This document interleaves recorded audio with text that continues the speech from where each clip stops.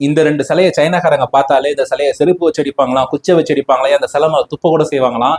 அப்படி சைனாக்காரங்களுக்கு இந்த சிலை மேல என்ன கோவம்? பாகுபலி படத்துல வர மாதிரி ஒரு ரியல் லைஃப் ஹிஸ்டரி கதை சொல்லட்டுமா? சைனால யூஃபி அப்படின்னு சொல்லிட்டு மிகப்பெரிய போர் வீரர் ஒருத்தர் இருந்தாரு. அவர் போர்பட தளபதியா இருந்தாரு. அவர் போயிட்டு சந்திச்ச எந்த ஒரு போர்லயுமே தோத்ததா வரலாறும் கிடையாது. இந்த ராணுவத்துல இருக்காங்கல்ல, ராணுவத்துல இருக்க எல்லாருக்குமே இந்த யூஃபியை பார்த்தாலே பிடிக்குமா, எல்லாருமே யூஃபி சொல்றது எதுவா இருந்தாலும் செய்வாங்களா. அந்த அளவு ரொம்ப பாசமான மனுஷன்.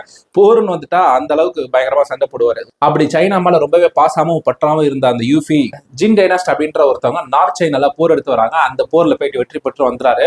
இவர் திரும்பி வந்த உடனே கின் யூ அப்படின்ற ஒருத்தவங்க என்ன பண்றாங்க, இவர் நீங்க அரெஸ்ட் பண்ணி ஜெயில போட்டு இவரை நீங்க தூக்கு தண்டனை கொடுங்க அப்படின்னு சொல்லிட்டு இவர் கொடுத்துட்றாங்க.